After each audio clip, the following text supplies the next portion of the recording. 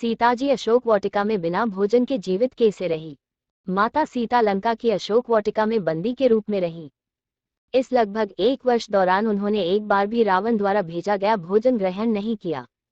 उन्होंने प्रण किया था कि वह रावण के द्वारा भेजा हुआ कुछ भी ग्रहण नहीं करेगी। उन्होंने ये संकल्प लिया था कि वो निराहार रहकर प्राणों का त्याग कर देंगी। फिर वो बिना भोजन किए कैसे जीवित रही? आइए जानते हैं इसका रहस्य। वाल्मीकि रामायण के अनुसार सीताजी के इस संकल्प को देखकर ब्रह्मा जी बहुत चिंतित हो गए। सीताजी के जीवन की रक्षा करना बहुत आवश्यक था। ब्रह्मा जी ने देवराज इंद्र से कहा कि तुम शीघ्र ही लंकापुरी में जाकर उन्हें उत्तम खीर प्रदान करो।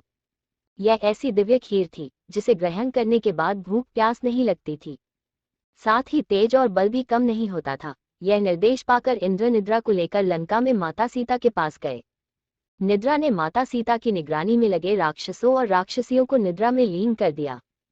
इस बीच इंद्र अशोक वाटिका में माता सीता के पास गए और बोले, मैं देवराज इंद्र हूँ और परमपिता ब्रह्मा जी के निर्देश पर आपके पास आया हूँ।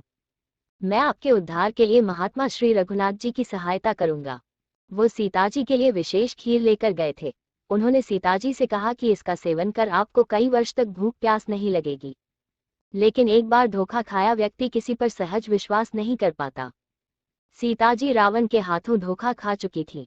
रावण साधु का वेश धारण कर ही उन्हें छल से भरे वचन बोलकर लक्ष्मण रेखा पार करने पर विवश कर दिया था। इसके अलावा लंका एक रहस्यमयी और माया नगरी थी कि वहां कुछ भी होना असंभव नहीं था।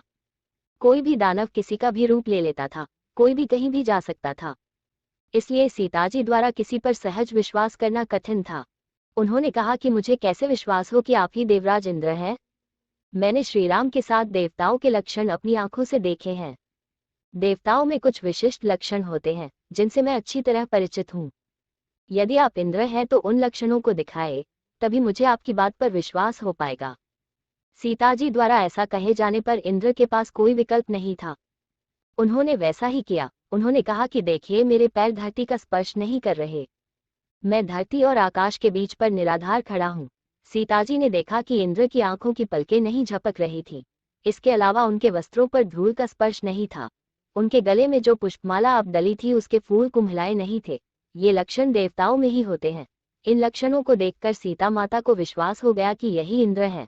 उन्होंने इंद्र द्वारा प्रदान की गई खीर हाथ में लेकर मन ही मन प्रभु राम को निवेदित कर उसे ग्रहण किया। खीर को ग्रहण करते ही जानकी जी को भूख प्यास के कष्ट से मुक्ति मिल गई। इंद्र के मुख से श्रीराम और लक्ष्मण का समाचार पाकर वह बहुत प्रसन्न हुई। उन्हें पूरा विश्वास हो गया कि प्रभु श्रीराम उन्हें लंका से मुक्त कराने अवश्य आएंगे।